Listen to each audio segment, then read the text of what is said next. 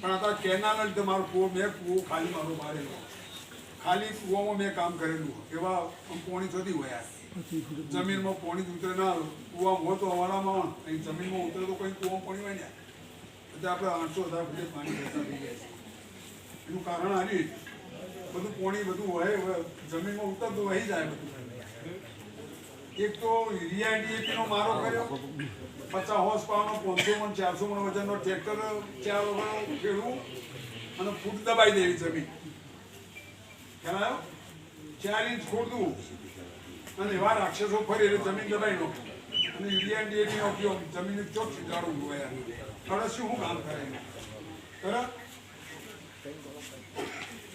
તો કઈ જમીનમાં ઉતારવાની જગ્યા જો તો કઈ પાણી તો નહીં ખેતરનું બધું ગાય એવું પાણી જેવું વરાળ પડે બધું વહી જાય અને આની અસર કેટલી હતી તમને ખબર છે પાણીની બધો નાઇટ્રેટ ઓક્સાઇડનું પ્રમાણ વધી ગયું યુરિયામાં નાઇટ્રોજન એના રૂપમાં ફોરવર્ડ થઈને નાઇટ્રેટ ઓક્સાઇડ બની એ પાણી અત્યારે પીવા લાયક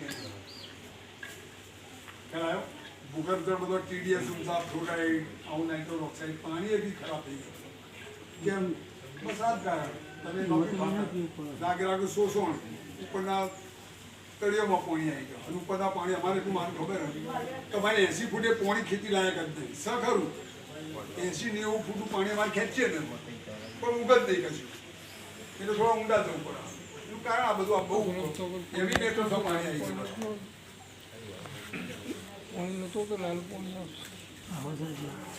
બીજી ખેતી કઈ તમારી બાજુ તમાકુ વધારે નહીં તમાકુ વધારે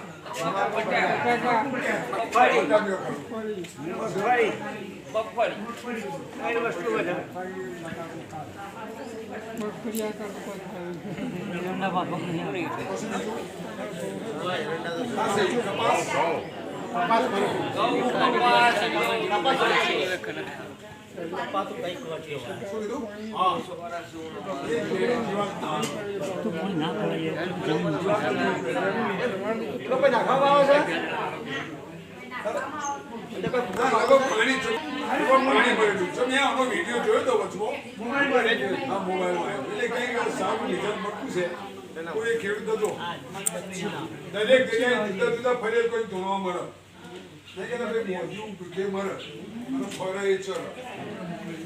કઈ જુદી જગ્યાએ ફર્યા હું તો કઈ ફર્યો હું તો જુદીના મેળા ફરેલો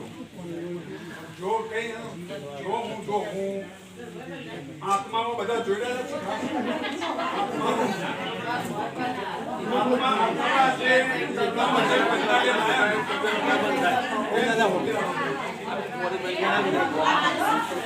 આપણા આત્મા સાથે જોડેલા છે બધા પ્રવાસો બધા ગયેલા છે મારી ઘંટી પણ બીજ નાખે છે કશું નહીં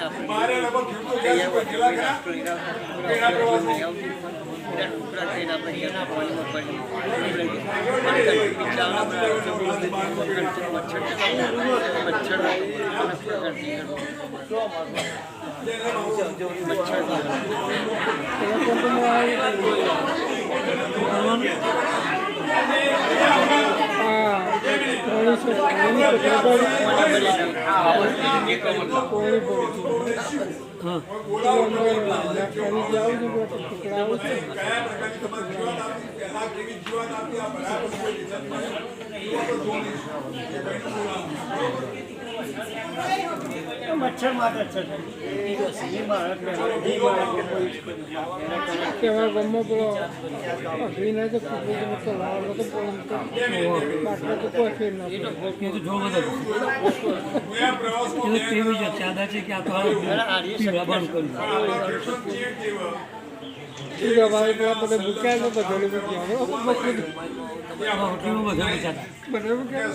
નાસિક જાઓ તો ખેડૂત નામ જોવું નહીં પણ સોય બાબાનું મંદિર મારશું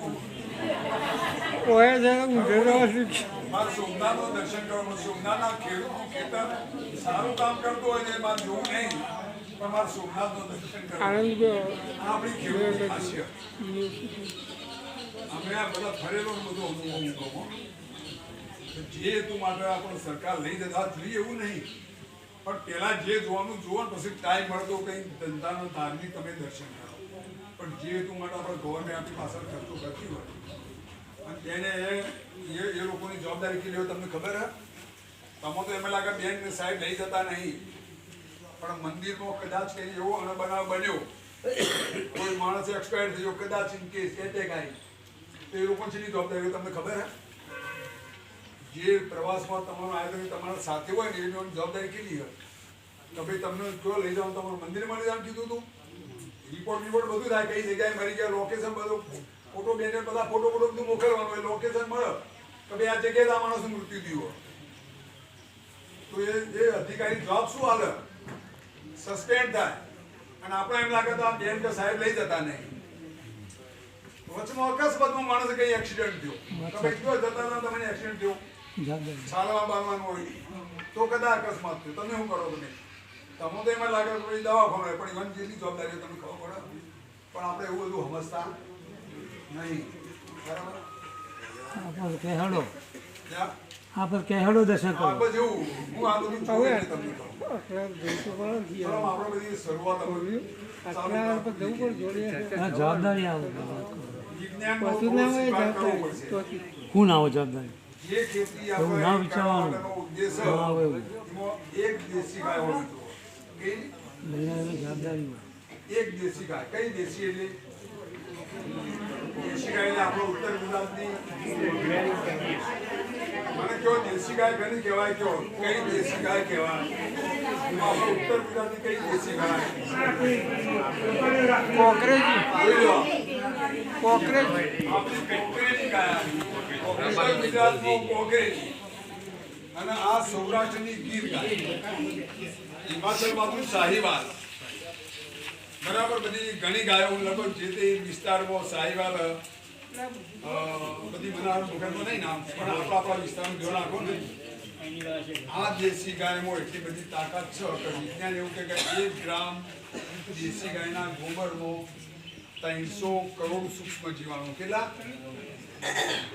દેશી ગાય પેલી HF જર્સી હોલિસ્ટીન નહીં, તો ગીર વાપરો તો કોકરેજી વાપરો, પણ આપણે એરિયામાં કોકરેજી અસર. અને તમને કદાચ ખબર હશે કે 5મા ધોરણમાં ઇતિહાસમાં કોકરેજી બળદનો ઉલ્લેખ આવતો ને? કોઈ ગીરનું બળદ નહીં, કોકરેજી બળદમાં જે તાકાત છે ને કોઈ બળદમાં તાકાત નહીં. એટલે આપણા વિસ્તારમાં ચાલે આજી એ કોકરેજી ગાય ચાલે.